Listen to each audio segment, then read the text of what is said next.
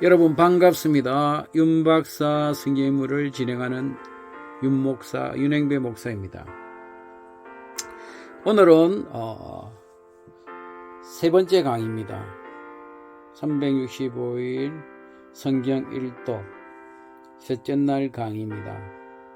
오늘은 창세기 8장 9장 10장의 내용을 여러분에게 간략하게 본문을 통해서 여러분에게 말씀드리고자 합니다. 우리가 8장에는 보면요, 방주에서 노아가 나와서 하나님 앞에 번제를 드린 그런 이야기가 나와 있습니다. 우리가 알다시피 노아 방주 안에 노아의 8식구, 그 다음에 8이죠. 노아 아내 또 노아의 세 아들과 3명의 며느리, 총 8명이죠. 그 8명과 짐승들이 타고 있지 않습니까? 각종 새우와 짐승들이 타고 있었습니다. 여러분, 여기서 의문점이 하나 생기죠? 뭡니까? 고기들은 어디 있겠어요? 고기들은 바다 밑에 있어요. 물 밑에 있으니까 고기들은 심판받지 않았다고 할 수 있겠죠. 여러분, 참 재미있지 않습니까? 고기들은 방주 안에 들어가지 않았습니다. 그들은 물이면 더 좋은데요, 그죠? 제가 옛날에 서산에 있을 때, 곰파스가 갔을 때 태풍이 서산을 쳤지 않았습니까? 저희 집에 그때 닭도 있고 오리도 있는데요, 태풍 오고 온 세상이 물바다가 됐는데 닭들은 한쪽 구석에 있는데 오리들은 아주 살판났더라고요. 노항수에 피해간 짐승은 바로 우리가 고기라고 할 수 있겠죠. 어쨌든 노아 방주 안에 있던 짐승과 새들이 이제 자유를 누리고 밖으로 나오게 됩니다. 그때 노아가 제일 먼저 나와서 한 일이 무엇입니까? 하나님 앞에 제단을 쌓고 정결한 짐승, 정결한 새를 취해서 번제로 드렸습니다. 우리가 알다시피 방주에 들어갈 때요, 일반 짐승들 새는 이렇게 한 상씩 들어갔습니다. 그런데 정결한 거는요, 7상이 들어갔어요. 왜 그렇게 들어갔겠습니까? 하나님 앞에 제물을 바치기 위해서 그렇게 들어갔습니다. 참 그런 거 보면 우리 하나님은 참 준비하시는, 우리보다 앞서가시는 분임을 알 수가 있습니다. 노아가 이렇게 하나님 앞에 번제를 드릴 때 하나님께서 그 제물을 아주 기쁘게 받으시고 하나님께서 언약을 맺죠. 우리가 무지개 언약이라 그러는데, 다시는 이 땅에 물로 심판하지 않겠다.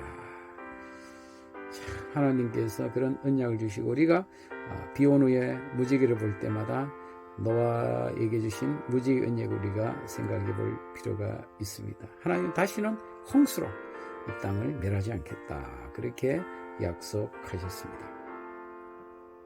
9장에 가면요, 참 아주 흥미로운 사건이 하나 있습니다. 노아가 방주에서 나와서 농사를 시작했는데 포도나무를 심었습니다. 이런 포도주가 발효된 걸 마시면 어떻게 되겠습니까? 취하지 않겠습니까? 특히 그 이스라엘 중동 지역은 낮에 고온 따습하지 않습니까? 고온 지방이죠. 건조하죠. 고온하고 건조하죠. 그 술을 마시면 다를 때보다 아주 취할 수가 있습니다. 그래서 어떻게 됩니까? 수치를 드러내겠죠. 여러분, 노아도 인간입니다. 하나님과 동행할 때는 의인으로, 완전한 자로 그렇게 인정받을 수 있지만요, 노아도요, 술 취하면요 인간의 모습을 드러냅니다. 수치를 드러내게 되었습니다.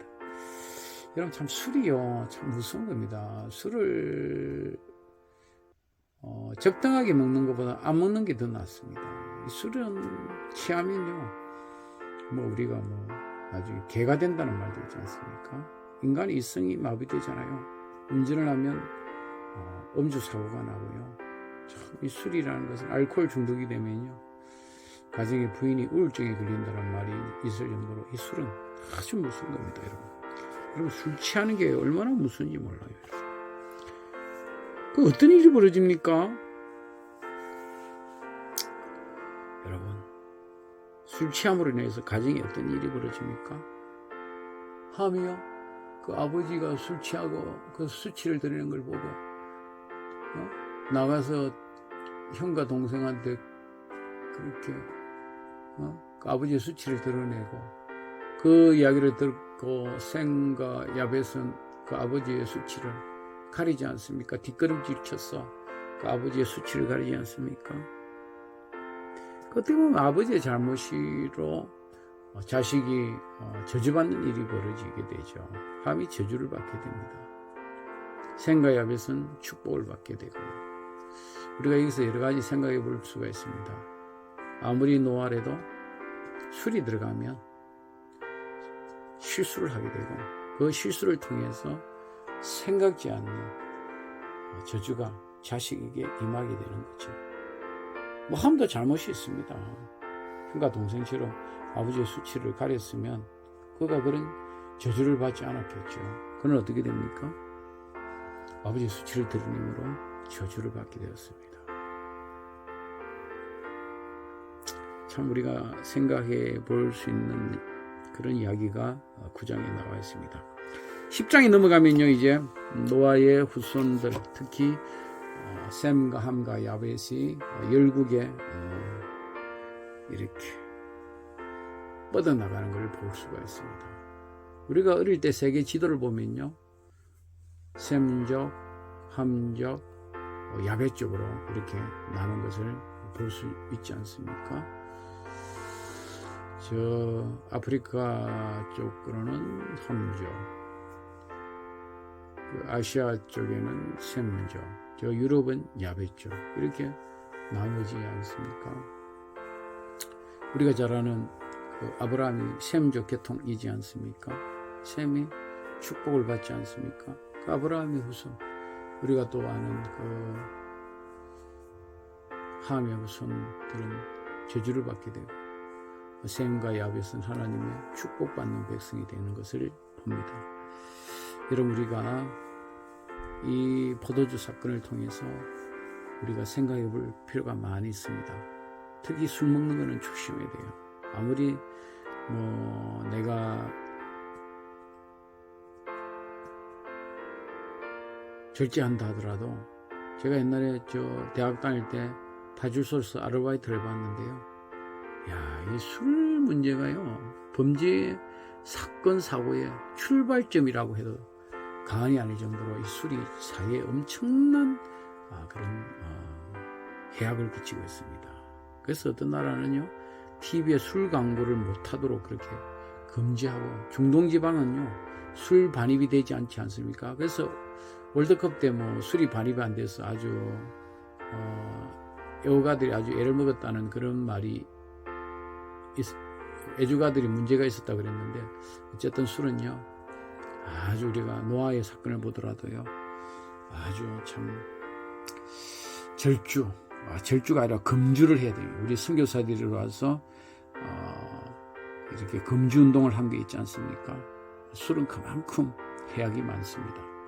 어쨌든 오늘 이 창세기 8장, 9장, 10장, 아무리 하나님 앞에 번제드린 노아라도 술이 들어갔을 때 실수하게 되고 그 후손들이 저주받는 그런 후손이 생기는 것을 생각해 보면서 우리 자식을 위해더라도 우리가 술에 대해서, 자신을 대해서 항상 이렇게 경건한 삶을 사는 것이 중요하다고 생각해 봅니다.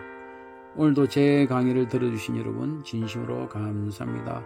오늘 하루도 행복한 하루 되시기를 바랍니다. 감사합니다.